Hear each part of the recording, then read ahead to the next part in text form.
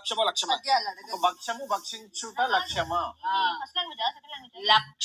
లక్ష భక్షములు భక్షించు భక్షయ్యకు ఒక భక్షము భక్షించుట లక్ష్యమా?